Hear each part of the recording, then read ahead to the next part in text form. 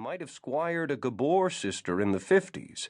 He was small, wizened even. His graying hair was slicked back, his teeth cigarette yellow, his skin leathery from midday sun and too many long nights and too many dark clubs. No one in the room knew his real name.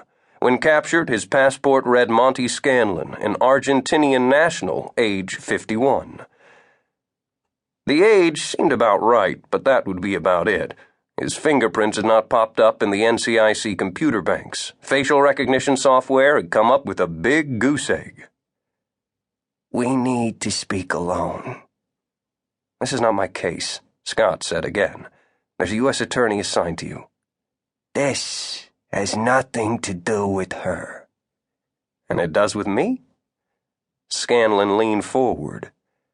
"What I'm about to tell you," he said, "will change your entire life."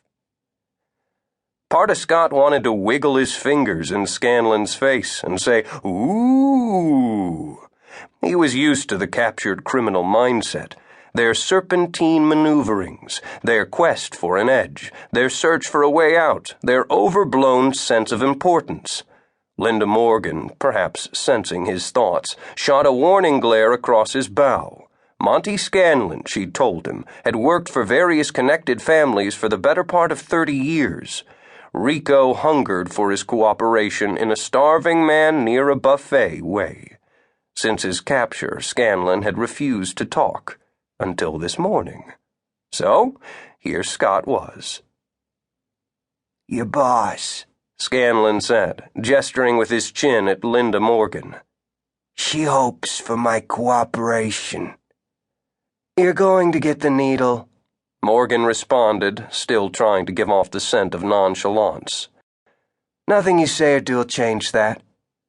Scanlon smiled. "Please, you fear losing what I have to say much greater than I fear death." "Right. Another tough guy who doesn't fear death." She peeled herself off the wall. "Know what, Monty? The tough guys are always the ones who soil their pants when we strap 'em to the gurney."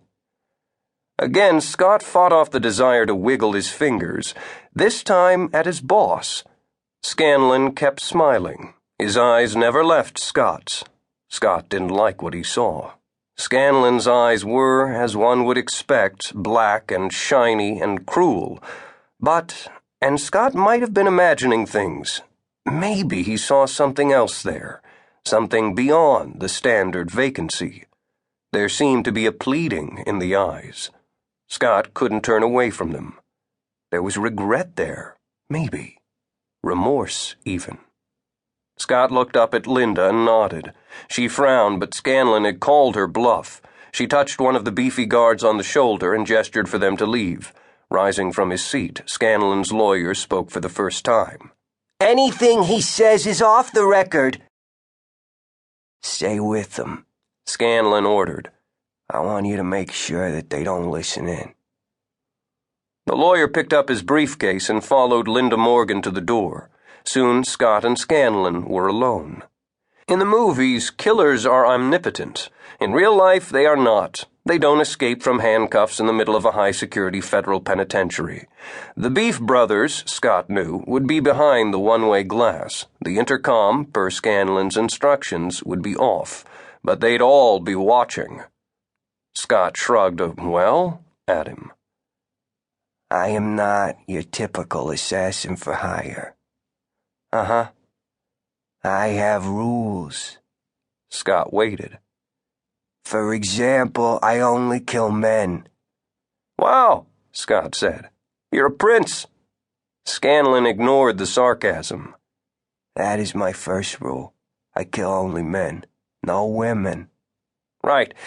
Tell me, does Rule 2 have anything to do with not putting out until the third date?"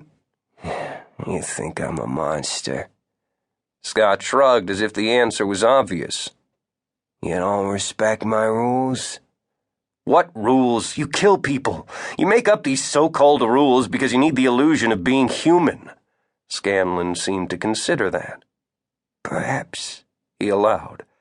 "but the men I've killed were scum. I was hired by scum to kill scum. I am no more than a weapon."